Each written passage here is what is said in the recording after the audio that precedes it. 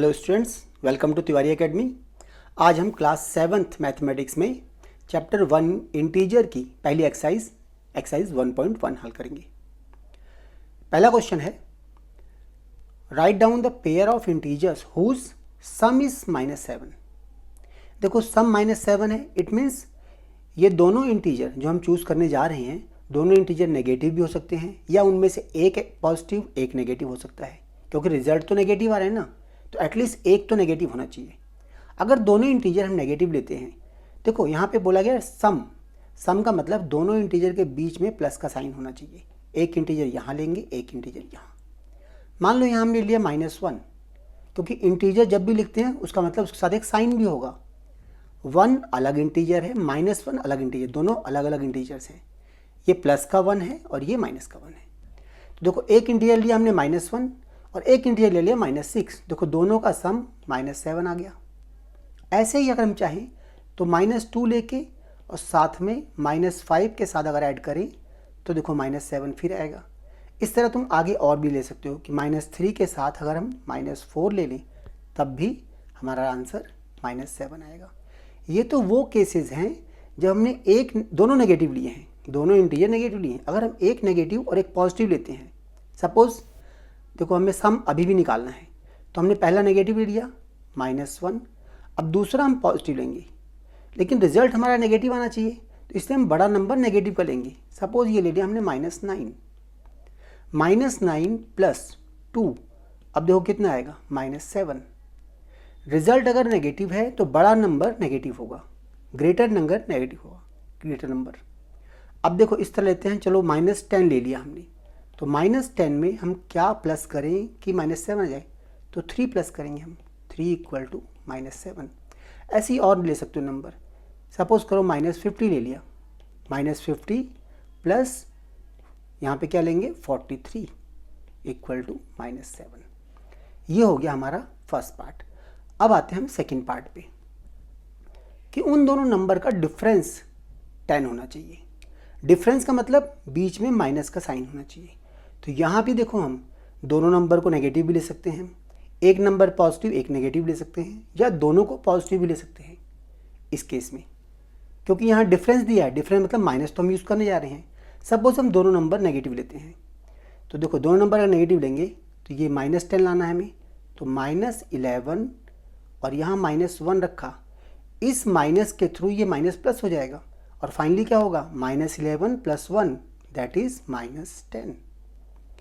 अगर हम सपोज -20 लेते हैं, देखो -20 में हमें चाहिए -10, तो नहीं प्लस का 10 यहाँ रख देंगे हम, ये माइनस, देखो माइनस एंड माइनस ये प्लस हो जाएगा, ये पूरी टर्म प्लस का 10 देगी हमें, और रिजल्ट क्या आएगा -20 + 10 = -10। जब भी ब्रैकेट के बाहर माइनस होता है, जैसे देखो अगर इस ब्रैकेट को हम ओपन करते हैं तो ये आएगा -20, इस माइनस से ब्रैकेट के अंदर वाले साइन बदल जाते हैं, तो इस माइनस से ये प्लस हो जाएगा, तो +10 आ जाएगा। जो फाइनल रिजल्ट आएगा वो -10 आएगा। अब आते हैं हम अपने तीसरे पार्ट की तरफ। पहले इसी में दूसरा लेते हैं हम कि अगर दोनों नंबर हमारे पॉजिटिव हों तो क्या करेंगे हम। अगर दोनों नंबर पॉजिटिव हैं तो बाद वाला नंबर हमें बड़ा रखना पड़ेगा, क्योंकि रिजल्ट हमारा नेगेटिव है। देखो 2, ये प्लस का 2 है, बीच में माइनस रहेगा। अब यहाँ पे हम माइनस का नहीं प्लस का 12 ले लेंगे। देखो 2 - 12 दैट इज -10। ऐसे कोई भी नंबर ले सकते हो, सपोज 10 - 20 अगेन -10।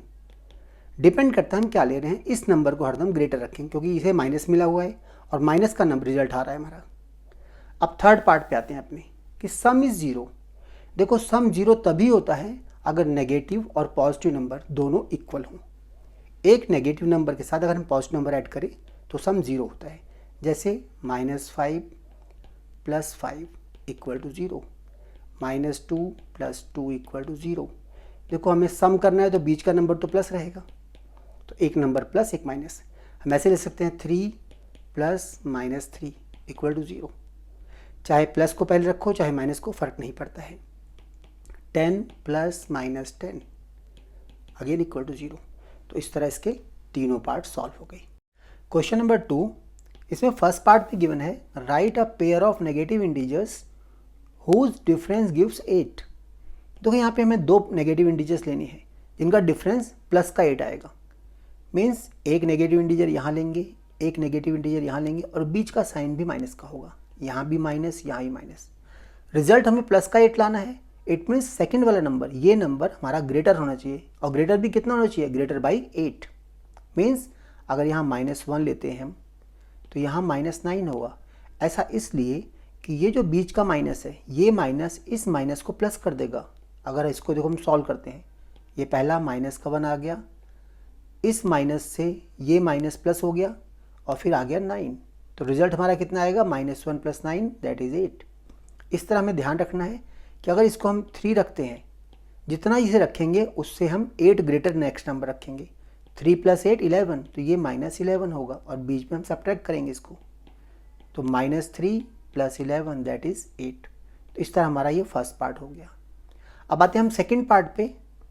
देखो सेकेंड पार्ट में क्या गिवन है, write a negative integer and a positive integer whose sum is -5।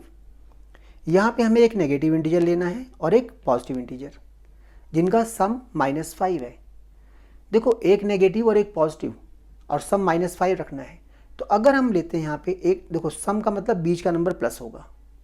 अगर हम नेगेटिव लेते हैं, हरदम इसमें नेगेटिव नंबर बड़ा होगा, क्योंकि देखो -10 लेते हैं, अगर -10 में प्लस का 5 जोड़ते हैं तभी जाके हमारे पास माइनस का 5 आएगा। क्योंकि नेगेटिव नंबर बड़ा इसलिए रखेंगे क्योंकि उनका सम माइनस का आ रहा है, तो माइनस का नंबर बड़ा रखें तभी उनका सम माइनस का आ पाएगा। किसी भी सम में जो नंबर, जो साइन बड़ा होगा हरदम वही आएगा रिजल्ट। इट मीन्स अगर यहाँ -7 रखते हैं हम और प्लस हमें 2 रखना पड़ेगा ताकि -5 आ जाए। इसी तरह हम और बड़ा नंबर भी ले सकते हैं कि सपोज करो 50 रख दिया हमने, -50, तो +45 रखना पड़ेगा तभी इसका सम -5 आएगा। तो इस तरह हमारा सेकेंड पार्ट आ गया। और थर्ड पार्ट है हमारा, थर्ड पार्ट में गिवन है write a negative integer and a positive integer whose difference is -3। तो यहाँ डिफरेंस -3 है, मतलब यहाँ बीच का साइन माइनस का है। एक नेगेटिव और एक पॉजिटिव है, मतलब -2 अगर हमने यहाँ लिया है तो यहाँ प्लस का 1 लेंगे और कोई ऑप्शन नहीं है हमारे पास, तभी इसका -3 आएगा। अगर यहाँ हमने माइनस का 1 ले लिया है तो फिर यहाँ 2 आएगा प्लस का। देखो -1 - 2 = -3। तो हमें इस तरह से लेना है, दूसरा नंबर तो हमारे पास माइनस होने ही वाला है। देखो ये नंबर तो माइनस होने ही वाला है, जो भी नंबर लेंगे। तो पहला नंबर नेगेटिव है, तो इस तरह से नंबर का कॉम्बिनेशन रखना है कि टोटल इनका रिजल्ट 3 आ जाए। और क्योंकि साइन तो देखो इसका ही माइनस का, इसका ही माइनस का है, तो इस तरह हमारा ये थर्ड पार्ट भी solve. Question number 3, in a quiz team A scores -40, 10 and 0 and team B scores 10, 0 and -40 in 3 successive rounds. Which team scored more? यहाँ हमें चेक करना है किस टीम ने ज़्यादा स्कोर किया है। देखो एक टीम ने स्कोर किया है -40, 10 and 0, दूसरे ने स्कोर किया है 10, 0 और 40। तो अगर हम तीनों राउंड का, जो देखो तीनों राउंड का है, first round, second round and third round, इसको ऐड कर दें तो हमें टोटल स्कोर मिल जाएगा। तो पहले हम निकालते हैं टोटल स्कोर ऑफ टीम ए।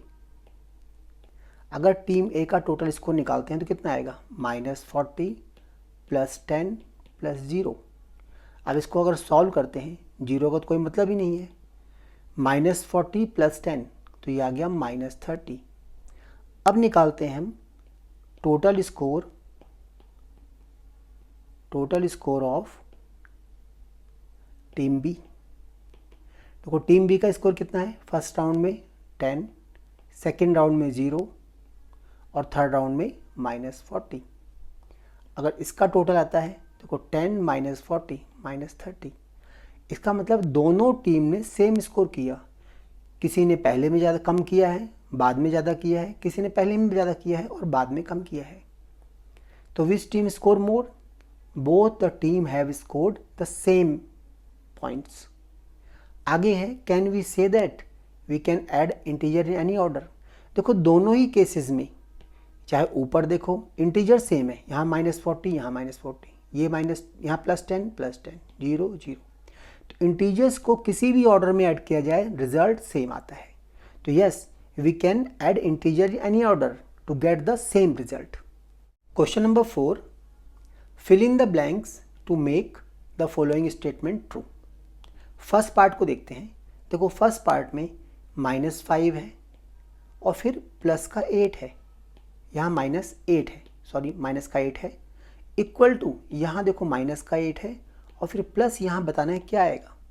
अगर हम दोनों तरफ चेक करें तो देखो -8 तो यहाँ भी और यहाँ भी है, यहाँ -5 है और बीच में इक्वल टू है। अगर इसे इक्वल करना है तो जो चीज़ यहाँ होगी वही यहाँ रखनी पड़ेगी, तो यहाँ पे क्या आएगा -5। इट मीन्स यहाँ पे -5 आएगा। और ये देखो क्या फॉर्मेट दिखा रहा है, ये फॉर्मेट देखो इस तरह से है कि a plus b is equal to b plus a. अगर पहले नंबर को a लेते हो दूसरे को b, तो देखो a plus b equal to b plus a है। और इस प्रॉपर्टी को क्या बोलते हैं हम, कम्यूटेटिव प्रॉपर्टी। यहाँ इंटीजर्स पे अप्लाई कर रहे हैं तो ये है कम्यूटेटिव प्रॉपर्टी ऑफ इंटीजर्स। तो फर्स्ट पार्ट हो गया सॉल्व हमारा। अब आते हैं हम सेकंड पार्ट पे। देखो सेकंड पार्ट में क्या आंसर आ रहा है। सेकंड पार्ट में यहाँ -53 है और यहाँ -53 है, दोनों तरफ सेम नंबर है, मतलब इसमें कुछ ऐड ही नहीं करना है। कुछ ऐड नहीं करना मतलब इसमें हम 0 ऐड करेंगे। अगर हम 0 ऐड कर देंगे तो क्या होगा, कुछ भी ऐड नहीं होगा, सेम नंबर आ जाएगा। तो इस तरह हमारा सेकंड का रिजल्ट क्या आएगा, 0। थर्ड के केस में देखो, थर्ड में 17 है, यहाँ 17 है प्लस हमने कुछ किया यहाँ पे कि इक्वल टू 0 आ गया है। अगर किसी भी इंटीजर को 0 करना है, जैसे 5 को 0 करना है, तो उसका एडिटिव इन्वर्स उसमें ऐड करना पड़ता है। एडिटिव इन्वर्स क्या मतलब, इसी का अपोजिट साइन -5, तब जाके 0 होगा।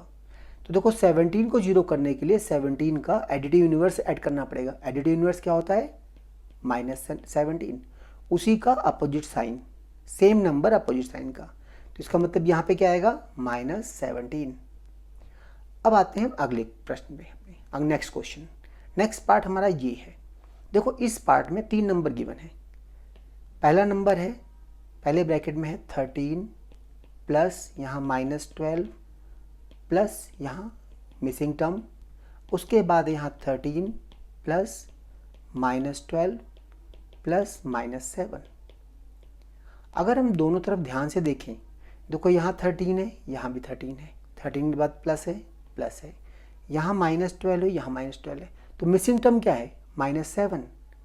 यहाँ पे -7 है लेकिन यहाँ पे कुछ भी नहीं है, तो यहाँ पे क्या आएगा, -7। इट मीन्स यहाँ -7 आएगा। और देखो ये किस तरह से लिखा हुआ है, अगर इसे a लेते हैं, a प्लस b और प्लस c, ये इस फॉर्म में लिखा है। देखो पहले 2 को 2 ब्रैकेट में रखा गया है, बाद में इसे ओपन रखा गया है। इसको बाद में क्या है, a को बाहर निकाल लिया ब्रैकेट से हमने और अंदर लिखा है b प्लस c।